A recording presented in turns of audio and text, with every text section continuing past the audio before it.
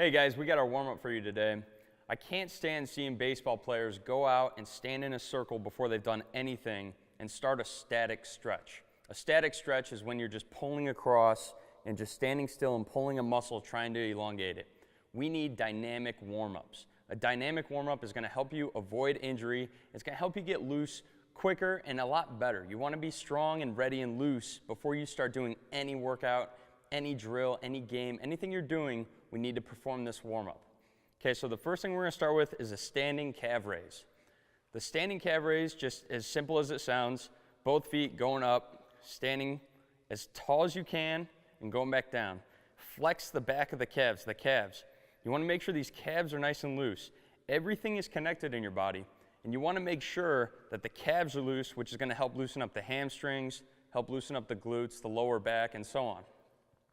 Our next warm-up is a butt kick, a standing butt kick. You're not going to be running. You're just going to start butt kicking. And what he's doing here is he's loosening his hamstrings. He's contracting them and loosening them, and same with his glutes, while he's kind of actively stretching his quads. So that's different from a static stretch. You're actively moving it, and this is a very safe way to loosen up the legs. Our next one is going to be a high knee. Typical high knee. You're not going to be running, it's just a walking high knee. You're loosening up your quads and your hip flexors. These are some of your stabilizing muscles that are helpful for swinging a bat, for throwing a pitch, and for running. Great. Now we're going to do body squats. This is just with your body weight. And a good body squat is shoulder width apart with your feet. And you're just going to drop down like you're sitting in a chair. You want to make sure that your knees do not buckle over your toes. Jake's got his arms out in front of him. This is helping him counterbalance his body so that he won't fall forward or fall back. Great. Now we're going to go into some lunges. Just a forward lunge, standing still, drop into a lunge. Same thing, don't let that knee go in front of that toe. We don't want it to buckle over. And fire yourself back up. This is where you're starting to kind of push the glutes a little bit, push the legs, try to get a little blood flow going. We want a good sweat out of this. Great. Now we're going to do what I call over the fence. All he's going to do is he's going to stand still. He's going to lift his leg over like he's going over a kind of a knee-high fence. He's going to drop it, and then he's going to get back over the fence. He's going to do both legs. Make sure you're always working on both sides. If you're individually doing a one-legged workout, you've got to get both sides. Great. Now we're going to go to twisting the trunk twist.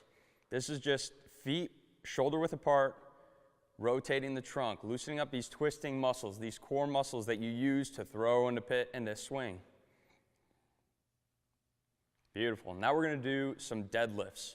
No weight, just get into an athletic lower half stance, and he's going to bend his torso, his upper half. He's going to come back. This is great. He's getting his lower back loose, his hamstrings, his glutes, they're pulling them back up. The whole back side. This is a very strong side that you got to get nice and loose before you're doing any workouts. Great. Now we're going to do some arm swings. Now we want you going back and forth.